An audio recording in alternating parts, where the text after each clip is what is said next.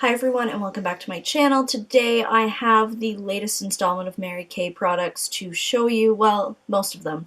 There will be a blog post as well about the nail polishes just because that's a lot easier to post on there. But today I have a look at basically swatches of the latest products in the spring collection from Mary Kay. Basically what there is, I might as well break it down. There are 3 of the Glossy Lip Oils. They come in this amazing like pastel-y, like I just think of like Palm Springs or like Coachella or something with these colors for some reason. So there's 3 of these. They come in these nice little tubes. They retail for $19 a piece. And then there are, as I grab it over here, there are 2 eyeshadow quads, kind of, and they're tiny. They're like this. This is the packaging. It comes in like a plastic type of container as well. It's like this. And then that's it. So my best bet, maybe it might go into a Z palette or something like that, or you could always just put like a magnet on the back here and then pop it into like a Z palette or something of that nature so that you can actually kind of use them a little bit more. But yeah, so I have up close swatches of all of the products. So there's the 2 eyeshadow products and then the 3 glossy lip oils. So keep watching if you want to see swatches of these.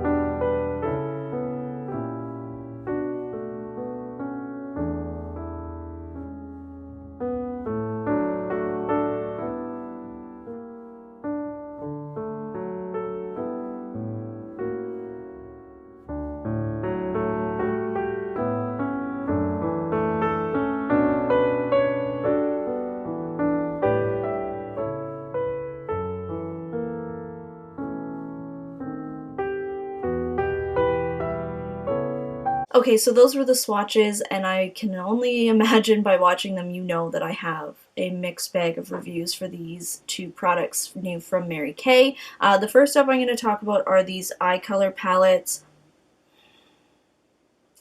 These retail for $26 a piece. A piece? I don't know. So first up, Glistening Horizon is the one that I started with. All swatches that you saw were 2 swipes, no primer at all, and really out of this quad, this is the only one that was relatively good. It's really pretty. I think it would be really pretty in the center of the eyelid if you're looking for like that kind of like metallic glossy look in the middle, or inner corner highlight, brow bone highlight, even a highlight. I think this would look so stunning. I am really impressed with that. The other shades, like the purple was decent, like there was a decent-ish amount of pigmentation for something that's so like pastel-y. This light blue was very, very pale. I didn't really like it. I found it to be very powdery as well. And then this blue, I could just tell that it would be a disaster to try and work with unless you had, say, like a blue base underneath. This would actually look really nice because you need something to kind of give it that strong pigmentation, and then this would give it that really pretty shine. It's a really pretty shadow in the pan, but once you try and work with it, it is kind of powdery, and I just think it would be really easy to shear out too quickly, and then you just have this like weird wash of like blue shadow on your eye, and it just wouldn't be that nice. But this color down here is so stunning, but honestly, is it really worth $26 for that? Not really. Am I going to keep it? Probably, only because of the shade. I'm going to try and play around with these as well to see if I can make them work anyway. Like if I put down a white base or something like that, does it make them better? But yeah. Moving on to the other one, this is Sunlight. It's very like light colored. This one had a couple more good ones than the Glistening Horizon. So the top lavender shade was actually really nice.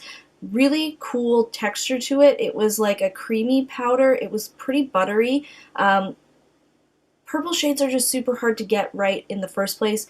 let alone a lavender shade, but this one actually was pretty good pigmentation. I could see it being layered very well over a white shadow or a white like cream base. It would go really well. I didn't find it to be patchy at all, anything like that. Basically the same position of the one that I love from Glistening Horizon, this like pale peachy shade. This was the dud, I would say, out of this quad. It was nice enough. It would be a really nice subtle highlight on the cheekbone actually, or in the inner corner of the eye, but to put all over the lid, I just think it's not, like, I don't know, I just don't think it would be very good. It's just not enough pigmentation, not enough shine. It would just kind of be it would look basically like your skin, maybe a little bit lighter if you do have fair tone skin. If you have darker skin though, this will show up, but I do worry that it would be a little bit ashy. This like coral shade here, this was actually pretty nice. Like, it's relatively pigmented, but powdery as heck. But once you get past that, it is actually really nice. Peach shades are really interesting, and like with this Too Faced Sweet Peach palette, all that kind of stuff, they are a little bit more popular. So this is that nice like tangerine-y peach shade. This one would actually be pretty nice over top of a white cream base, I believe. And then lastly, the one that basically like made me stop and say, what? Was this pink. What the heck? It is a little bit sheer, I can say that. It isn't like full kapow pigmentation, but compared to the other shadows in these quads, they're so sheer that this one seems like it's like the most pigmented thing on earth, but I know it's not. But there's hardly any powderiness to this shadow. The pigmentation is really nice. I could see it layering up really well. I'm just gonna like do another swatch over top. Yeah, layering up, it is so nice. This shade would actually be really nice as a blush, which you're not going to because it's like the tiniest little thing ever in here. But I would say out of the two palettes, I really thought that I was going to go for the Glistening Horizon one just because I thought that like the purple and the blue was a lot more fun. But this one I would say is a little bit more worth the $26. It's still not worth $26. If you are a Mary Kay fan though, and you want something from the collection, this isn't a bad bet.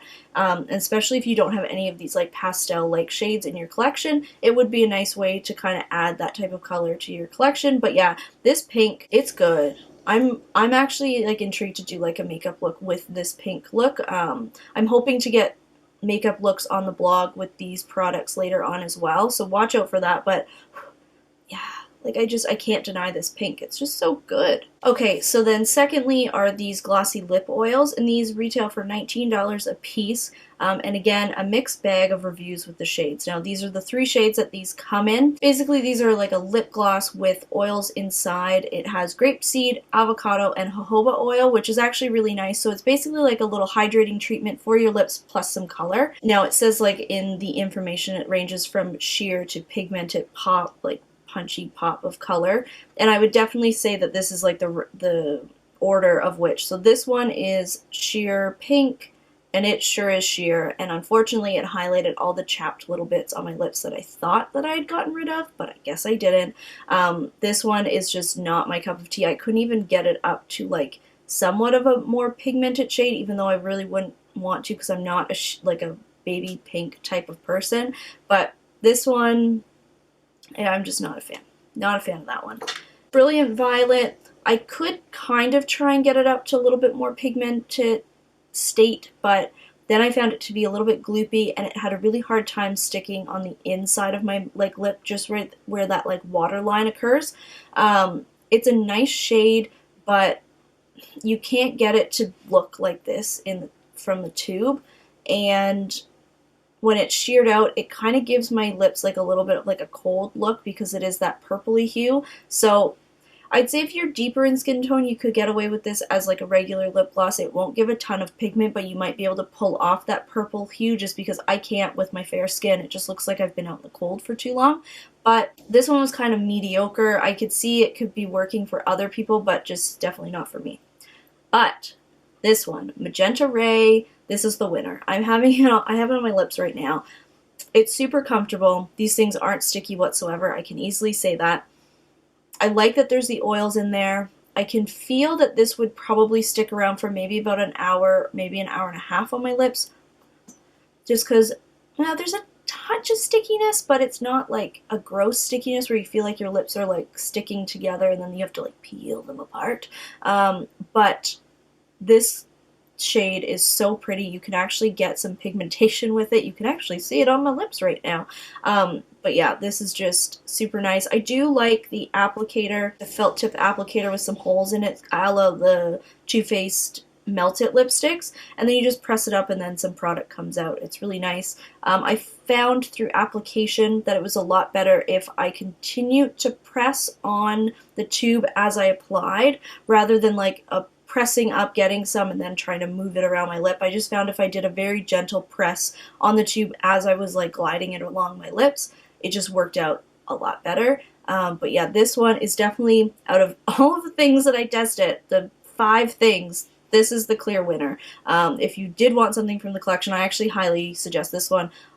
I would say almost any skin tone could really wear this. Yeah, I would say anyone.